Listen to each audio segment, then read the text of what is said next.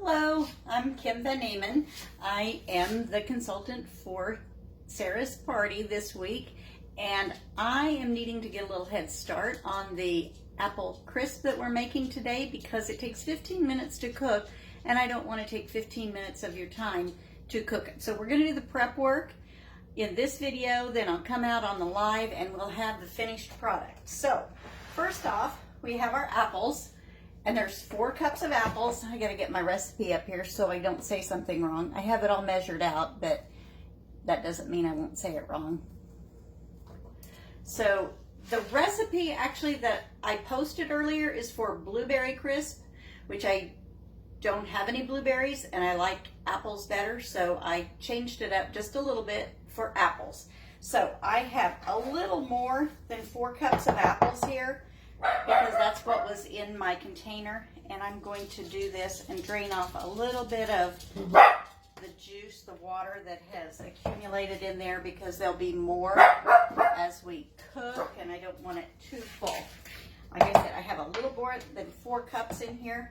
So first thing, apples, we're going to put 1/4 of a cup of flour in here. I'm kind of a dump cook and I don't want to use an extra measuring cup.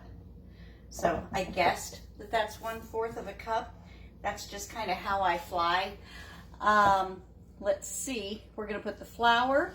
We're gonna put 1/4 of a cup of sugar that I've measured out in our Tupperware measuring cup, and 1/4 of a cup, and lemon juice. I've already put the lemon juice on and it was 1 tablespoon, so I'm not gonna put more lemon juice on. We're gonna stir this up. And it just takes a minute, but you want to coat everything with the flour. And what that is going to do is kind of make a thickening for the apples as they cook, so you don't have real juicy apples. I was thinking about changing this a little bit because I like to use cornstarch for my thickening, but I didn't do it because I didn't want to change the recipe when I was getting ready to do this for you. Okay, so now let me show you this. Oops. This is the MicroPro cooker. Let me turn it around so you can see the name on it. MicroPro cooker. And you can see that it is metal on the outside. I've got flour on it. And it's got silicone legs that touch the microwave, silicone top. On the inside, it's got a metal piece for the top. It's got a metal piece in the bottom. All of it is surrounded with the silicone, making it so you can put it in the microwave. All right, so I'm going to slide these apples right in to the MicroPro cooker, or excuse me, the MicroPro Grill. Different thing. All right, and I probably have plenty of apples since I put that little extra in. All right, we're going to set that back here. Now we're going to make the topping. I like to use the same bowls if I can because it's all going to the same place. So I don't think it's going to matter that it already has a little apple juice in it. It'll give it more flavor.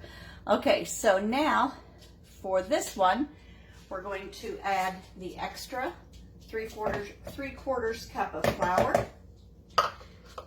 We're going to add 3/4 of a cup of oats. We're going to add 1/2 cup of brown sugar. Go. Oops, this is not Tupperware, don't look. I have 1 stick of melted butter. There we go. Put these out of the way. I have 1 teaspoon of vanilla. Now check these out. These Tupperware measuring spoons. Look at that. It's got liquid vanilla in it, and it sits in a way that you can not spill it. You can have it ready to go. Earlier in a post, I said the old ones don't do that. I was wrong. I got my old ones out. I used them this morning.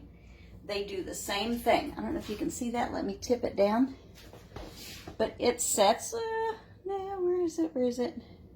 There it is. They are the same. I did not know it did that. I've used those for, I don't know, 40 some years. And I did not know that was true. So let me put that one away. Don't want to wash it if it's not dirty. Okay, I'm going to put the teaspoon of vanilla in.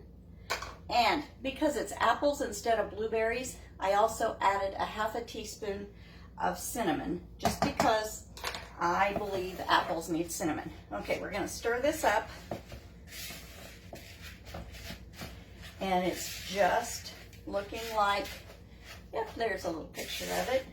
It's just stirring it up like apple crisp that would go in your oven. But we are not going to heat the oven up because I don't know how hot it is today, but it's hotter than I want to heat an oven. So now we've got the apples in the grill.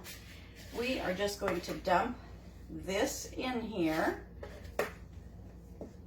Scrape that off, and this silicone scraper is amazing. Look at that.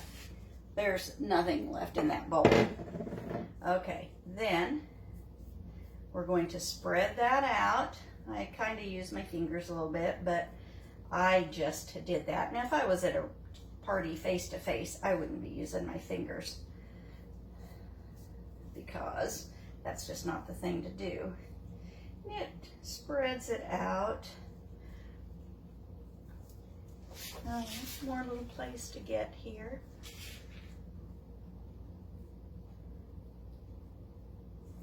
I think I got it a little bit thick in the middle. Get some on the edges. All right, let me get this to where you can see it. So there we have the topping on it.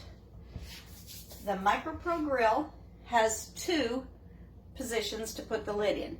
If you set it down on the food, it's going to brown it, and that's how I make sausages, and you can make hamburger patties and anything, and it will brown it because this is metal. But I'm going to put this in what they call the casserole position, and that holds it up off of the food. It's going to touch it a little bit, but that's just because it does. So I'm going to put that in the microwave for 15 minutes, and we will be live when that is done. See you in a minute.